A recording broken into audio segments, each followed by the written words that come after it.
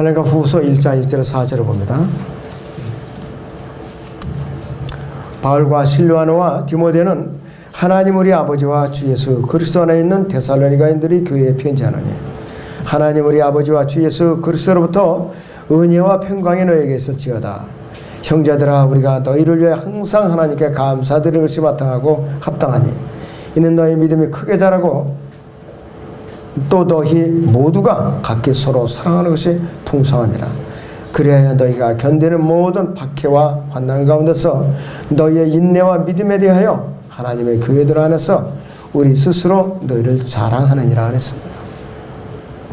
이 말씀의 주제는 바울이 데살로니가 성도들을 격려한 이유입니다. 바울이 데살로니가 성도들을 격려한 이유가 네 가지가 있는데 여기서 이제 차례대로 제가 말씀을 드립니다. 데살로니가에 있는 그 그리스도인들은 바울과 그의 편지로 인해서 하나님께 감사를 드렸어요. 그런데 바울이 보낸 편지가 바울 이제 편지 데살로니가 전서와 후서를 그들에게 보냈는데 그들이 지닌 모든 문제가 해결이 되지 않았어요. 갈수록 박해가 심해지고 어떤 성도들은 대환란은 자기들 그 당시에 대환란을 겪고 있는 것으로 생각을 했어요.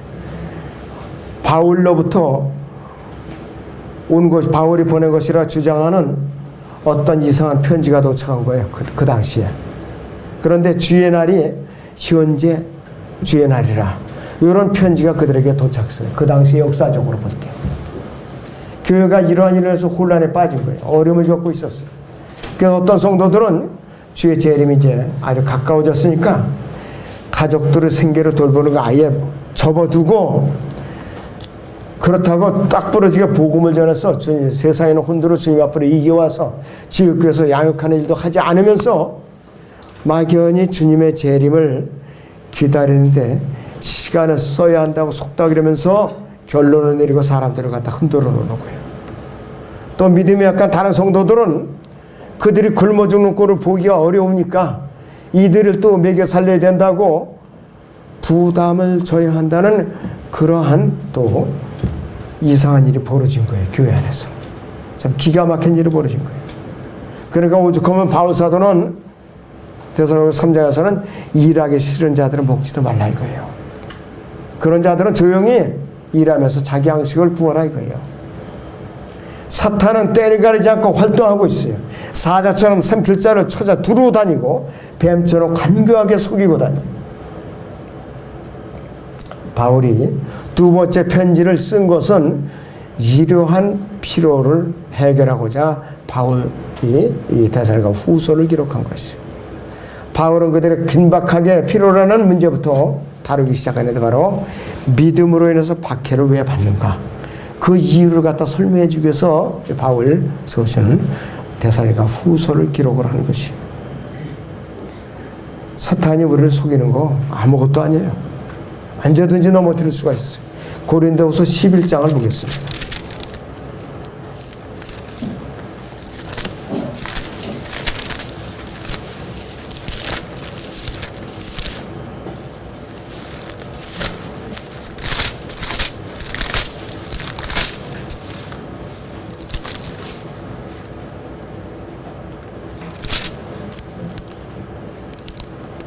네. 13절에서 14절이에요. 그러한 자들은 거짓 사도들이라 기만한 일꾼들이라 자신들을 그리스도의 사도들로 가장하는 자들이라. 이것은 놀랄 일이 아니냐. 이는 사탄도 자신을 빛의 천사로 가장하기 때문이라. 그러므로 사탄의 종들이 의의종으로 가장한다 하더라도 큰 일이 아니니라. 그들이 종말은 그들이 행위대로 될 것이니라. 의의종으로 가장하는 사탄의 일꾼들이 쫙 깔려 있어요. 우리 마음속에도 깔려있고 교회 안에도 깔려있고 교회 밖에도 깔려있고 배교한 기독교 교회 안에도 가득 득실거리고 있어요. 지금 이 바울은 하나님께서 데살로니가 교회 성도들이 생애에서 성취하신 모든 일들에 대해서 하나님께 감사드리는 것으로 인사를 시작하고 있어요. 지금 본문에 있는 대로 바울은 데살로니가서 5장 18절에서는 모든 일에 감사하라. 자신의 권면을 스스로 실천하고 있어요. 데살로니가 전서, 데살로니가 후서 이 두 가지 서신의 안부에서 바울이 감사하고 있는 것을 우리는 주목을 해야 돼요. 데살로니가서 1장 2절이나 2장 13절이나 3장 9절이나 또 본문 데살로니가서 후서 1장 3절이나 2장 13절에서 감사로 일관하고 있어요. 사람들과 또 환경을 변화시키는 것은 기도만이 아니에요. 찬양으로도 사람의 마음을 변화시킬 수가 있고 악조건에 놓인 환경을 변화시킬 수 있어요. 사탄의 계략들 중 하나는 뭐냐? 욥이 혹독하게 고난을 통과한 것처럼 사람들에게 고난이라는 그 도구로 갖다 한 거죠. 고난. 사탄이 우리를 어려운 환경 가운데 밀어놓을 때 우리는 찬양과 기도로 그치죠. 여러 가지가 있어요. 어려운 환경, 직장을 해고를 당하죠. 가족, 배우자한테 자꾸 고통을 당하죠. 또 여러 가지 빚에 시달리죠. 또 이 여러 가지 일가치처럼들한테 고난을 받죠. 이러면 찬양과 기도부터 그쳐요. 이때일수록 찬양과 기도부터 접어요.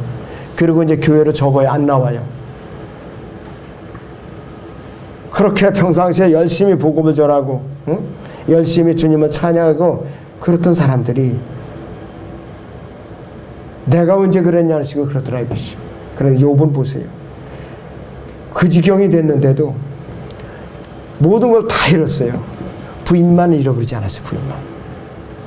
몸에 종창에 다 번져갖고 깨어진 질그릇에다가 이 헌대로 긁어내면서도 옆에서 부인은 하나님을 저주하고 죽으라 이런 저주를 뽑았는데도 무슨 말을 그리 하느냐. 내 생명을 주신 것도 거둬가지고 하나님이 손이 아니야. 욥기 1장 21절을 보세요. 여러분들. 욥기 1장 21절을 보세요.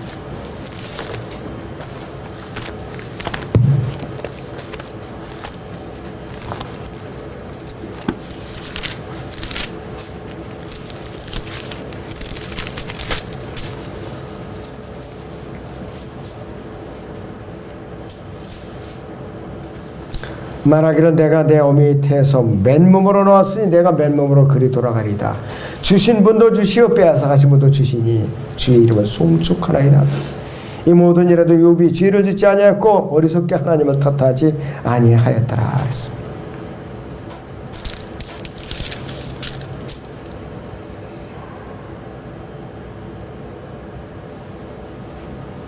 자, 그런데 2장 9절에 보니까 그때 그의 아내가 욥에게 말하기를 당신이 아직도 당신의 온전함을 간직하려 하느냐 하나님을 저주하고 죽으라 하더라 했어요. 그러나 욥은 그녀에게 말하기를 당신은 어리석은 여자들 가운데 하나가 말하듯이 말하는도다. 무슨 말을 그리 하느냐? 우리가 하나님의 손에서 좋은 것을 받았을 텐데 나쁜 것도 받지 아니하겠느냐 하며 이 모든 일에도 욥은 자기 입술로 죄를 짓지 아니하더라. 이를 악물고 하나님을 저주하지 않았어요. 10명의 자식을 하루아침에 몽땅 잃었을 때 그 기분이 어떻겠어요? 하나만 잃어도 눈물이 주체할 수 없는데 10명을 다 잃었어요. 10명. 여러분들이 그 일을 당했다면 어떻게 대처할 건가요? 울고불고 난리를 치는 건 분명한 일이에요. 내가 이 교회 다니다 보니까 못하는 일이 없더라. 집안 망했다. 이런 일부터 뱉어낼 거예요. 데살로니가 교회 성도들은요. 고난받을 만큼 그들이 영적이라고 생각하지 못한 것이에요. 그만큼 성숙하지 못한 거예요. 어린아이인데 꾸준히 막 성장하고 있는데 엉터리 편지가 와갖고 그렇게 속이고 있는 거예요. 사람들은. 바울은 하나님께서 그럼에도 불구하고 바울은 하나님께서 그들 가운데 역사하시고 계시는 것을 깨달았어요. 그걸 봤다 이것이에요. 하나님께서 바울은 이러한 축복들로 인해서 하나님께 먼저 감사를 드린 거예요. 바울이 데살로니가 교회 성도들을 격려한 성경적 이유는 첫째는 그들이 믿음에 자라나고 있었기 때문에 이제 그들을 격려를 했어요. 그들이 믿음에 자라나고 있었기 때문에. 1장 3절 보지요. 전반절에. 형제들아 우리가 너희를 위해 항상 하나님께 감사드리는 것이 마땅하고 합당하니 그랬어요. 이는 너희 믿음이 크게 자라나고 그랬어요. 너희 믿음이 크게 자라나고 그랬어. 믿음이 자라나고 있었기 때문에 그들을 격려한 것이에요. 시험을 받지 않은, 고난을 받지 않은 것. 용광로에서 달궈지지 않은 믿음은 신뢰가 안 돼요. 보증이 안 돼요. 이거 가짜라니까요. 언제든지 변할 수가 있어요. 갓 태어난 성도들은 그들의 믿음의 시험을 통과해야만 하는 것이에요. 단련이 되어야 된다겠어요. 여러분들 이 연장 같은 거, 철연장 같은 거 보세요. 대장간에 대장장에 보세요. 낫을 하나 베려도 수없이 땀을 흘려가면서 담금질을 해요. 풀무에다가. 그래갖고 또 그냥 내려치고 베리고 풀무에다 담금질했다 빼내고 또 내려치고 달궜다 빼고 수없이 해요. 그래가지고 하나의 낫이, 하나의 호미가, 하나의 도끼, 하나의 스스랑이 나오는 것이. 어느 사람은 방자수저, 노수저 방자수라고 있어요. 새벽부터 일어나고 밤에 늦게까지 하루에 딱 한 세트밖에 못 만들어요. 그 겨울에 엄동선에도 비지 따박 흘려가면서 수없이 담금질을 합니다. 우리의 믿음이 언제 그렇게 담금질을 당했어요? 지금까지 여러분들은 솔직히 말해서 언제 그렇게 혹독하게 담금질을 당했느냐고요. 지금까지. 우리는 너무나도 편안하게 지금까지 우물 안에서 입을 뒤집어 쓴 담금질을 피해서 살아온 거예요. 여러분들 부인할 수 없어요. 그에 대해서 어떡하지? 이 시간을 통해서 여러분을 각성해야 됩니다. 하나님께서는 우리를 시험이라는 방법, 용광로를 통해서 우리를 빚어주신 것인지 포장된 것인지 점검해 볼 필요가 있다 이것이. 믿음은, 우리의 믿음은 근육처럼 운동을 해서 단련을 시켜야만 강해지는 거예요. 우리의 믿음이. 그래서 환난과 박해는 우리의 믿음을 강화시키는 하나님의 가장 최고의 방법이에요. 질서가 없고 균형 잡히지 않은 무질서한 상황, 편안하지 않은 이 편안한 생활, 이건 뭐냐? 믿음을 약하시는 거니. 여러분들 히브리서 11장에 나오는 믿음의 선진들, 어떠한 모양으로 아주 혹독한 박해의 용광로를 다 통과한 사람들이에요. 박해의 용광로. 여러분들 알프스 산 계곡을 로마 카톨릭이 군대를 동원해서 이잡 뒤질 때에 동굴 속에서 굶어가면서 믿음을 지키려고 심지어는 짐승의 가죽을 뒤집어 쓰고 목숨을 지키면서 끝까지 주님을 부인하지 않고 기다렸던 사람들, 통나무에다 집어넣고 위에서 아래로다 그냥 톱으로 다 썰어서 죽임을 당한 그 사람들을 생각해 보세요. 너무나도 우리 낯짝이 뜨겁고 양심이 가책을 받는 그러한 일이에요, 여러분들. 지금 이 시대에 과연 내가 일주일 내내 어떤 생활을 하다가 내가 예배에 나왔느냐 이것이에요. 응? 일주일에 단 한 번 11시부터 오후 예배까지 그게 내가 전부냐. 여러분들 제도교회 탓하지 마세요. 새벽기도 여러분들 흉보지 마세요. 수요기도에 여러분들 조 집사님은 아무도 안 나와요. 너무나도 각성한 일이에요. 우리가 무슨 할 말이 있느냐. 무슨 할 말이 도대체 무슨 할 말이 있다고 이렇게 불만들이 이렇게 있고 어쩌고저쩌고 핑계가 많으냐 있어요. 그래서 앞서간 우리의 믿음의 선지들은 고난과 박해로 자기의 생각과 유혹을 맞바꾼 사람들이에요. 자기와 생각과 유혹을 맞바꾼 사람들이에요. 그래서 그들의 믿음을 지켜낼 수 있었던 것이. 세상에서의 학문, 여러분들 그 굳이 성취 못했어도 믿음을 내려놓으면 안 돼요. 그걸 성취하기 위해서 믿음을 내려놓는 사람은 가장 어리석은 사람이에요. 그래서 서울대학 나온 사람들이 왜 큰 인물들이 안 나오는지 아세요? 우물 안에만 갇혀서 살았거든. 그런데 에스사 마크가 안 붙은 대학들은 먹고 살기 위해서 이를 악물고서 그냥 현장에서 부딪힌 거예요, 그냥. 그러니까 이 사람들이 숙련자들이 된 거예요. 숙련자들, 장인들이 다 된 거예요.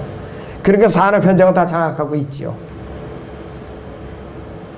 그전에는 한양대학 공대 나오면은 현장 나올 때 다 이거였어요. 서울대 나온 사람들은 뭐냐? 뺀때만 굴릴 줄 알았지. 재주가 있어야지. 기술이 있어야지. 그러니까 써먹을 데가 없어. 아무데도 그냥. 공무원이나 돼가지고서 백성들이나 괴롭히는 일, 이거 외에는 할 일이 없더라고요. 한마디로.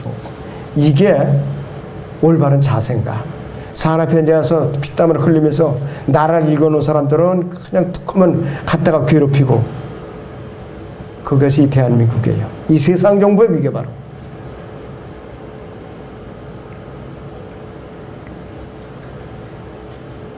제가 만약에 서울대학을 나왔다면은 저도 목사 못했죠. 교만해가지고. 이름 없는 대학을 나왔기 때문에 저 이를 악물고 먹고 살기 위해서 목사 소명을 받기 전까지 그렇게 일을 했던 사람 중에 하나예요. 바울이 데살로니가 교회 성도들을 격려한 두 번째 이유는 무엇인가요? 그들이 사랑이 풍성하게 자라나고 있었던 걸 확인했기 때문에 그런 것이. 데살로니가 후서 1장 3절 하반절을 보시죠. 또 너희 모두가 각기 서로 사랑하는 것이 풍성함이라고 그랬어요. 사랑이 풍성해지고 있었기 때문에 그들을 갖다 격려하는 것이에요. 그래서 바울이 계속해서 기도하는 것에 대한 응답으로 여기고 감사를 아끼지 않은 것이에요. 고난이 은혜와 믿음과 결합할 때에는 보석이 돼서 나오는 거예요. 은혜와 믿음이 고난과 결합할 때는 보석이 돼서 나온다 이것이. 갈라디아서 5장 6절을 봅니다. 갈라디아서 5장 6절을 보세요.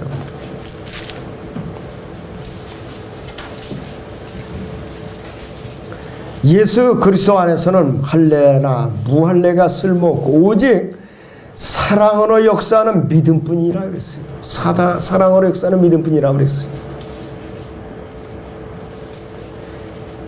은혜와 믿음이 결합해갖고 사랑이라는 열매가 나오는 것이에요. 그리스도인들이 고난을 받을 때 그들의 믿음은 하나님을 향해서 뻗어나가면 또 그들의 사랑은 다른 지체들에게로 또 뻗어나가겠어요. 나무뿌리 뻗듯이. 사랑이 없으면 아무 소용이 없어요. 사랑이 없으면. 고린도서 13장 13절에서는 믿음, 소망, 사랑 중에 가장 소중한 것은 사랑이라고 그랬잖아요. 오직 자기만 챙기는 거, 그건 사랑이 아니라 이기주의죠. 이기주의라 이것이. 교회가 무엇을 해주기를 바라기 전에 내가 교회를 위해서 과연 무엇을 해낼 것인가, 무엇을 내가 수고를 해서 주님을 섬길 것인가, 여러분들 이것을 생각하면서 자라나야 돼요. 어떻게 해서든 내가 교회에서나 뭐좀 해주겠지, 이거는 아주 웬 못된 신앙이에요. 아주. 이래서는 또 안 되고, 주님께서는 그런 성격들을 절대 쓰질 않아요. 때를 기다려서 다른 사람을 빚어 쓰신다 이거예요. 여러분들 그걸 아셔야 돼요. 바울이 데살로니가 교회 성도들을 격려한 세 번째 이유가 있어요. 그들이 인내가 계속 자라나고 있었기 때문에 그들을 격려한 것이에요. 데살로니가서 1장 4절을 봅니다.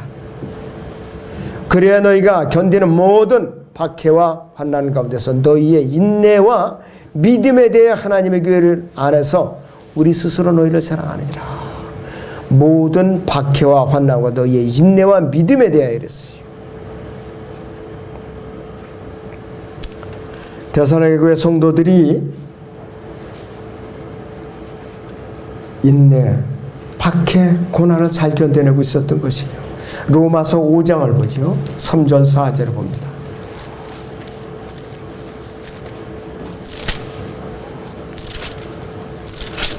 오 5장 3절 4절을 보세요.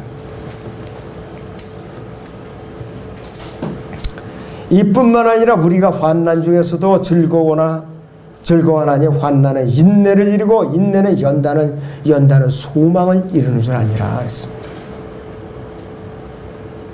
박해의 의미가 뭐냐? 박해의 의미가 외부로부터의 공격이나 시련을 의미하는 것이 외부로부터의 공격이나 시련을 의미하는 것이. 환난은 뭐가 그러면 시련으로 말미암아서 오는 압박이나 고뇌를 갖다가 환난이라고 해요. 또 문제라는 용어가 있어요. 문제. 프로블렘이 뭐냐? 눌러서 좁은 곳으로 들이민다는 뜻이 문제라는 것이. 그러니까 박해, 환난, 문제 이 세 가지가 겹치면 참 힘들어요. 그런데 여러분들이 이 세 가지 중에 성경적으로 제대로 받아본 적이 있느냐 이거야. 여태까지 제대로 받아본 적이 있느냐 이것이. 성경적으로 제대로 받았고 이겼다 하면은 허튼 짓을 안 하게 돼 있어요. 허튼 짓을 안 하게 돼 있어요. 데살로니가 교회 성도들은 고난을 겪고 있었어요. 하나님께서 성도들이 겪는 고난을 겪고 헛되이 돌리질 않으세요. 시련은 우리에게 손해보는 것이 아니에요. 불리한 것이 아니에요. 오히려 우리에게 유익을 가져다주는 보석과 같은 결과예요. 이 고린도후서 4장을 보겠습니다. 고린도후서 4장 15절부터 잠깐 보겠습니다. 고린도후서 4장 15절부터. 모든 것이 너희를 위하면 많은 사람의 감사를 통해 풍성한 은혜가 하나님의 영광에 넘치게 하는 것이라. 이런 까닭에 우리가 낙심하지 아니하노라. 오히려 우리의 겉사람이 썩어질지라도 우리의 속사람은 날마다 새로워지나니. 이는 우리가 잠시 받는 가벼운 환난이 우리를 위하여 훨씬 뛰어난 영원한 영광의 배직을 이루어가기 때문이라. 우리가 보는 것은 보이는 것들이 아니요 보이지 않는 것들이라. 이는 보이는 것들은 잠깐뿐이지만 보이지 않는 것들은 영원하기 때문이라.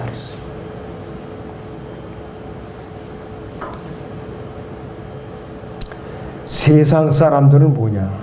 눈에 보여야 믿어요. 그걸 영어로는 이렇게 표현했다. Seeing is believing이라고. 보는 것이 믿는 것이다. 근데 하나님의 관점은 반대예요. Believing is seeing. 믿는 것이 보는 것이다. 여러분들 그런 자세를 하느냐 이것이. 내 눈에 뭐가 보여야 돼? 뭐가 일단 손에 잡혀야 믿지. 부인할 수 없었던 거예요. 여러분들 부인할 수 없었던 사실이에요. 그래서 한번 바꿔보세요. 보이지 않는 것을 믿을 때에 나한테 결과물이 나온다 이거지.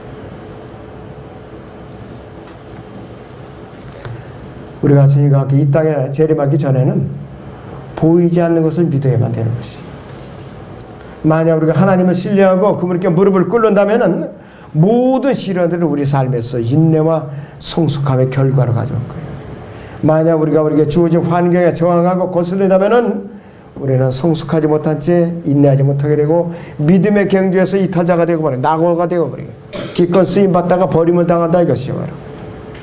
하나님께서 시련을 주셔서 우리의 생활에서 좋은 성품을 자라게 하셔요. 하나님 하룻밤 사이에 키우실 수도 있어요. 요나가 불순종해서 니느웨를 향하여 부정적인 심판의 메시지를 전하라고 이제 보내는데 타시스로 도망가다가 뱃속에서 끄집어내갖고 제비뽑가 바다에 던져줬었죠. 고래 뱃속에 들어갔었잖아요. 나와가지고서 마지못해서 니느웨에 향해서 심판의 소식을 전했어요. 어떻게 되나 보려고. 그래도 이것들이 어떻게 되나 하나님께서 어떻게 역사하시나. 쪼그리고 앉아있는데 햇빛이 쬐니까 하나님께서 박농굴을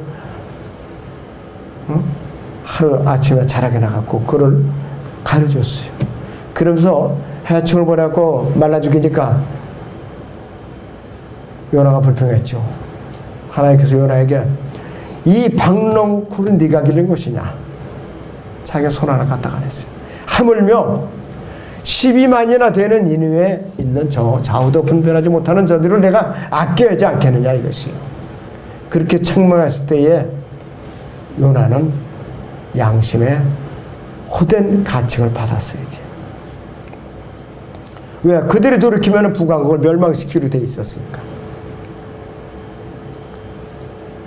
우리가 노력해서 땀을 흘렸지만은 하나님께서 여러분들 비를 내려주시고 날씨를 주관해서 하나도 수확할 수 없어요. 거둬들 수가 없다 이것이. 그렇지만 아주 거대한 나무를 키우신 대로 쉴 새 없는 거친 폭풍과 오랜 기간이 소요돼요.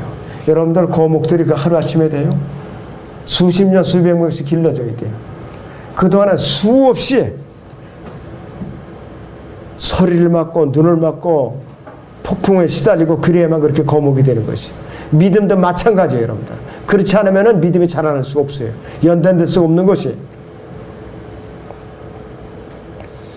바울이 데살로니가 교회 성도들을 격려할 마지막 이유가 있어요. 그들이 간증이 다른 사람들의 믿음을 갖다가 자라나도록 돕고 있었어요. 그 어린 지체들이 간증이. 데살로니가 후서 다시 보세요. 1장 4절 봅니다. 데살로니가 후서 1장 4절을 다시 봅니다.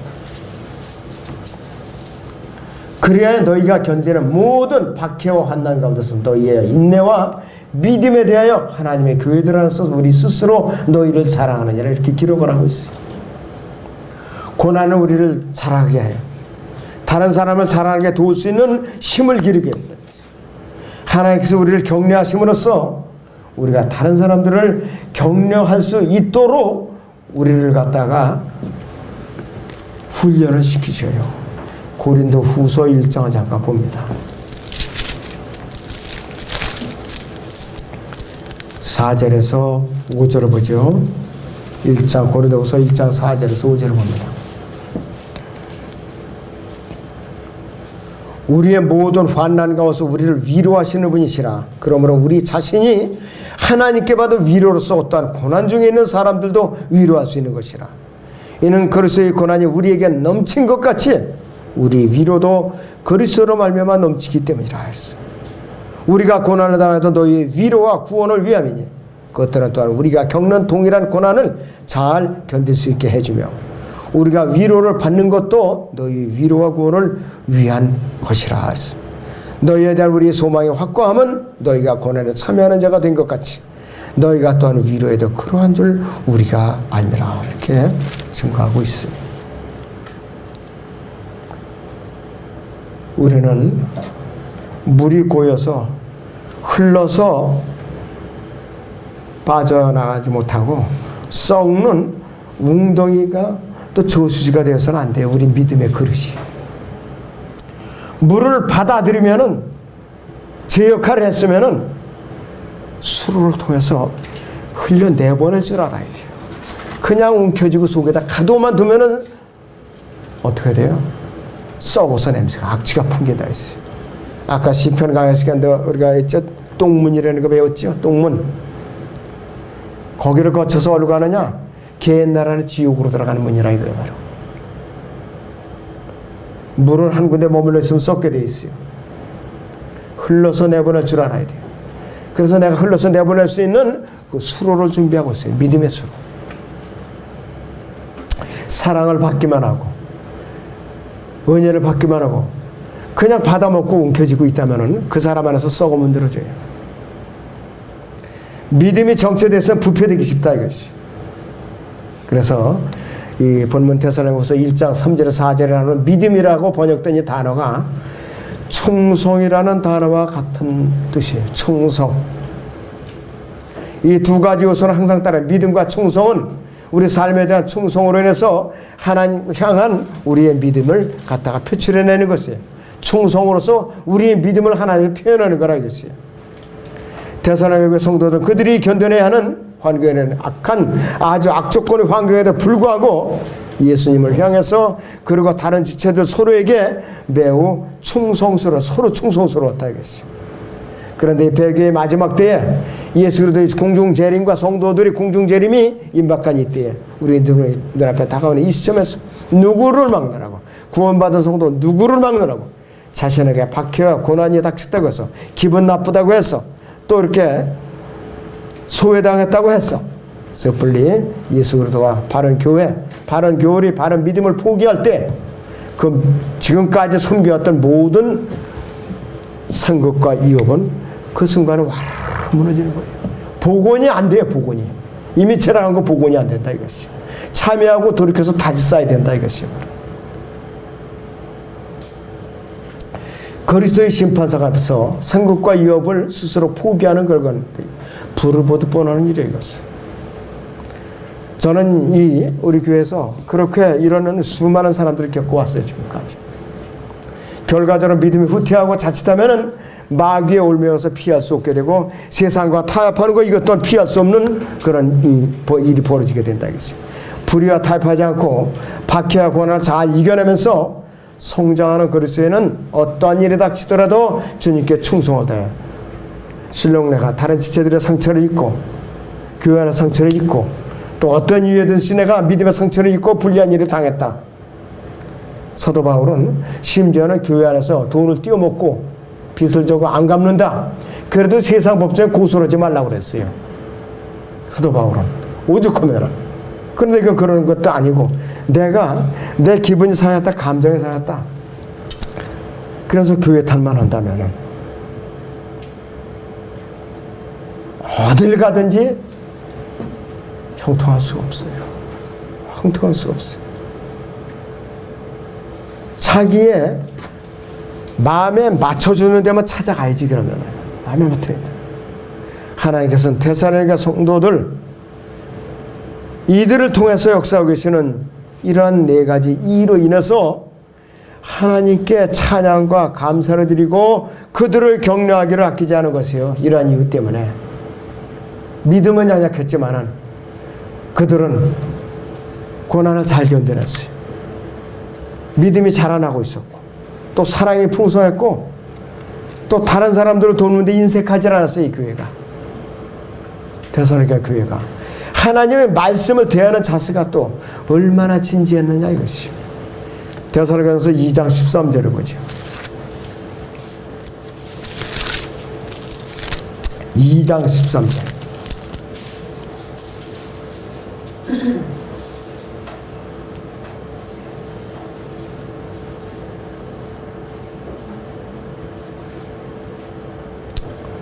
이로 인하여 우리가 하나님께 쉬지 않고 감사하면 너희가 우리에게 받은 바 들은 바 하나님의 말씀을 받을 때 사람의 말로 받아들이지 아니하고 사실 그대로 하나님의 말씀으로 받았으니 이 말씀에 믿는 너희 가운데서 효과적으로 역사하느니라 했어요. 이런 자세를 가졌기 때문에 하나님께서는 데살로니가 교회 성도들이 비록 영적으로 어리고 믿음이 연약했지만은 그들을 보호해 주시고 보살펴 주시고 사랑하셨던 거예요. 그래서 바울 사도를 통해서 디모데를 통해서 틈이 있으면 가서 도와주고 더 격려해주고 재무장시켜주고 이러는 것이에요. 바로 이 다음에 우리가 들림 받으면은 그 당시에 주님을 섬겼던 데살로니가 교회 성도들 60년대에 살았던 그 성도들 다 만날 거예요. 당신은 어디서 왔어? 나는 대한민국이라는 데서 왔는데요. 그럼 당신은 어떻게 주님을 섬기다 왔어? 질문하면 어떻게 대답할 거냐 이거예요. 이 상태라면 난감하기 짝이 없어요. 이 상태라면. 교회 나왔다고 말해서 다 한 거 아니잖아요. 나의 일거수일투족, 마음가짐, 말씀에 절대로 순종하시기를 주님의 이름으로 축원합니다. 자,